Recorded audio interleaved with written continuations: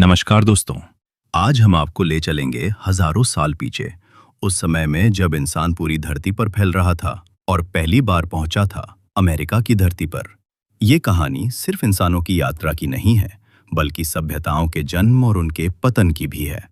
Ice age, Bering land bridge, Clovis culture से लेकर माया, asterisk और इनका एम्पायर्स तक, और फिर कोलंबस के आने से सब कुछ कैसे बदल गया, ये पूरा सफर आज हम जानेंगे इस वीडियो में। हजारों साल पहले जब इंसान धरती पर यात्रा कर रहा था, तब दुनिया की तस्वीर आज से बिल्कुल अलग थी। लगभग 30,000 से 20,000 साल पहले जब आइस एज अपने चरम पर थी, समुद्र का स्तर बहुत नीचे था। एशिया और उत्तरी अमेरिका के बीच एक विशाल भू सेतु मौजूद था, जिसे आज हम बेरिंग लैंड ब्रिज या बेरिंगिया कहते हैं। यह जमीन साइबेरिया से अलास्का तक फैली हुई थी और यही रास्ता इंसानों के लिए नए महाद्वीप तक पहुंचने का द्वार बना। माना जाता है कि इंसान छोटे-छोटे समूहों में शिकार और भोजन की तलाश में इस बर्फीले पुल को पार करके पहली बार अमेरिका की धरती पर पहुंचे। उनके पास साधारण पत्थर के टूल्स, लकड़ी के स्पीयर्स और जानवरों की खाल से बने कपड़े थे। उनके सामने नई धरती थी, घने जंगल, ऊंचे पहाड़, नदियां और झीलें और विशाल जंगली जानवर। अमेरिका तब तक इंसान से अछूता था। यहां कोई मानव बस्ती नहीं थी। इन शुरुआती लोगों के लिए जीवन बेहद कठिन था। ठंडी हवाएं, बर्फ से ढकी घाटियां और अजनबी धरती उनके सामने थीं। लेकिन वे शिकारी थे और यही उनकी ताकत थी। उन्होंने ममथ, बाइसन, विशाल ऊंट और जायंट ग्राउंड स्लॉथ जैसे बड़े जानवरों का शिकार किया। उनके पास न तो खेती थी और न ही स्थायी घर। वे खाना बदोश थे, भोजन की तलाश में यहाँ से वहाँ घूमते रहते थे। उनका भोजन शिकार किया हुआ मीट, मछली और जंगली फ्रूट सीड्स होते थे। वे गुफाओं या टहनियों से बने अस्थायी शेल्टर्स में रहते थे। यही प्रारंभिक जीवन था, कठोर लेकिन खोज और साहस से भरा हुआ। लगभग 15,000 साल पहले तक इंसान अमेरिका के विभिन्न हिस्सों में फैल चुका था। अलास्का और कनाडा से होते हुए वे दक्षिण की ओर बढ़े और धीरे-धीरे पूरे उत्तरी और दक्षिणी अमेरिका तक पहुंच गए। इस काल के सबूत हमें क्लोविस कल्चर से मिलते हैं। क्लोविस नाम न्यू मैक्सिको की एक जगह से लिया गया है, जहां पहले नुकीले पत्थर के टूल्स मिले। ये क्लोविस पॉइंट्स शिकार के लिए बनाए गए थे और यह अमेरिका की शुरुआती मानव सभ्यता की पहचान बने। क्लोविस लोग कुशल शिकारी थे और उनके निशान हमें अमेरिका के कई हिस्सों में मिलते हैं। लेकिन समय बदला। लगभग 10,000 साल पहले आइस एज खत्म होने लगी। जलवायु गर्म हुई, जंगल बढ़ने लगे और बड़े-बड़े जानवर धीरे-धीरे विलुप्त हो गए। मैमथ, ऊंट और कई अन्य प्रजातियां हमेशा के लिए गायब हो गईं। इंसान अब सिर्फ शिकार पर निर्भर नहीं रह सकता था। उन्होंने छोटे जानवरों, मछलियों और प्लांट्स की ओर ध्यान देना शुरू किया। वे अब नदियों और झीलों के किनारे बसने लगे, जहां पानी और भोजन दोनों उपलब्ध थे। यही से एक बड़ा बदलाव शुरू हुआ। शिकार करने वाली जिंदगी से फार्मिंग करने की दिशा में पहला कदम। करीब 7,000 साल पहले मध्य अमेरिका की घाटियों और दक्षिण अमेरिका के एंडीज पहाड़ों में इंसानों ने फार्मिंग की शुरुआत की। ये बदलाव धीरे-धीरे हुआ। शुरुआत में उन्होंने जंगली प्लांट्स के सीड्स इकट्ठे किए और उन्हें सुरक्षित जगहों पर बोना शुरू किया। धीरे-धीरे उन्होंने समझ लिया कि कुछ प्लांट्स को उगाकर वे नियमित भोजन प्राप्त कर सकते हैं। मेक्सिको की घाटियों में टेओसिंटे नामक जंगली ग्रास को पाल पोसकर इंसानों ने मेज और कॉर्न विकसित किया। ये अमेरिका की सबसे बड़ी डिस्कवरीज में से एक थी, क्योंकि मेज आने वाले हजारों सालों तक मेन फूड बनने वाला था। इसके साथ बीन्स उगाई गईं, जो सॉइल को फर्टाइल बनाए रखती थी।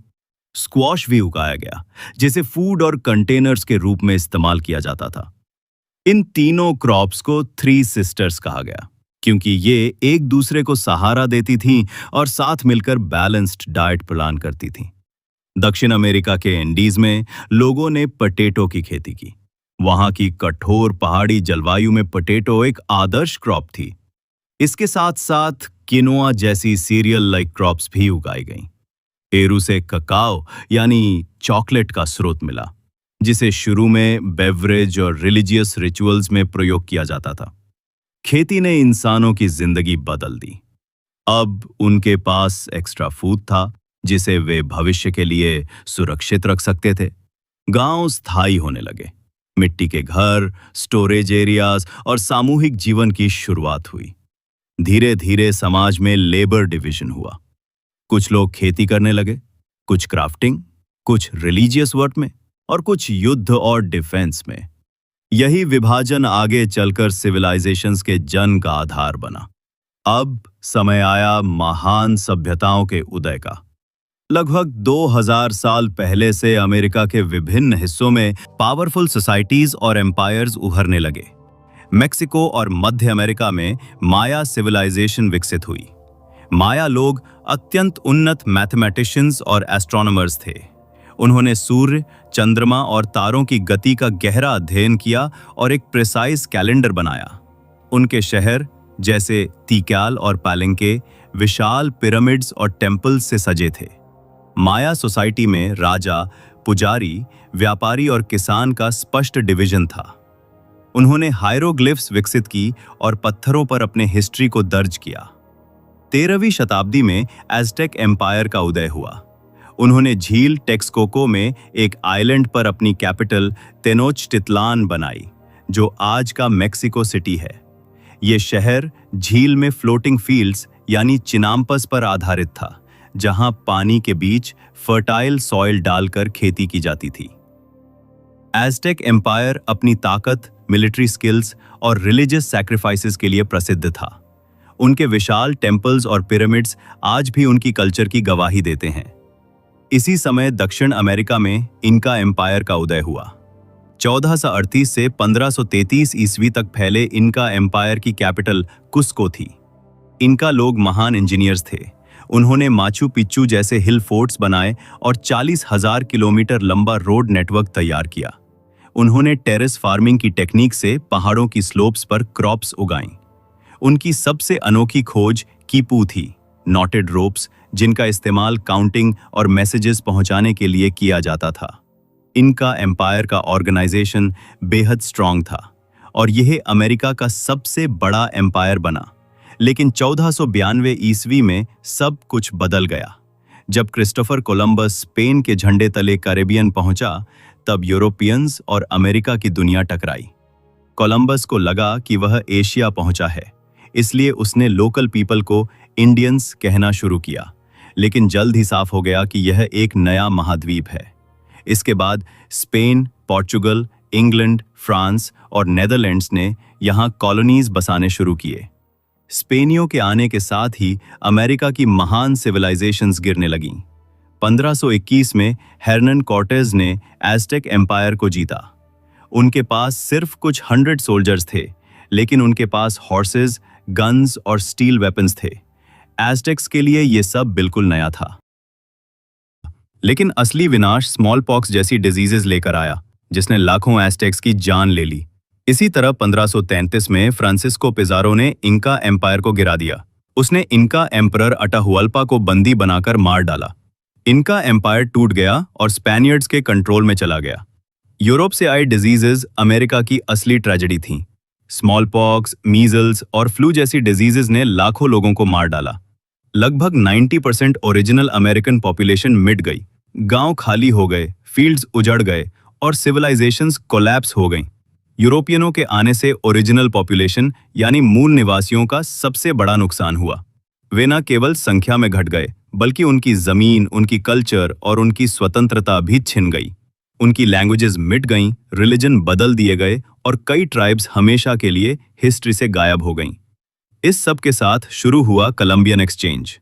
अमेरिका से मेज यानी कॉर्न, पोटैटो, टोमेटो, ककाओ और टोबैको यूरोप गए। वहीं यूरोप से wheat, barley, sugar cane, coffee और लाइव स्टॉक अमेरिका आए। लेकिन साथ में आई डेडली डिजीजेस, जिन्होंने नई दुनिया की बुनियाद हिला दी। धीरे धीरे यूरोपियंस ने पूरे अमेरिका पर कंट्रोल कर लिया। स्पेन ने दक्षिण और मध्य अमेरिका पर पोर्चुगल ने ब्राजील पर, इंग्लैंड और फ्रांस ने नॉर्थ अमेरिका पर अपना कंट्रोल जमाया। मूल अमेरिकी लोगों को उनकी जमीन से बेदखल किया गया, रिलीजन कन्वर्ट कराया गया और उनकी कल्चर्स दबा दी गई। इस तरह इंसान का पहली बार अमेरिका पहुंचना, सिविलाइजेशंस का उदय और यूरोपियंस के आगमन के बाद उनका पतन पूरी मानवता की सबसे बड़ी हिस्टोरिकल जर्नीज में से एक बन गई। अगर आपको ये ऐतिहासिक सफर पसंद आया हो तो वीडियो को लाइक और शेयर करें और चैनल को सब्सक्राइब करना ना भूलें। मिलते हैं अगली बार एक और नई कहानी के साथ।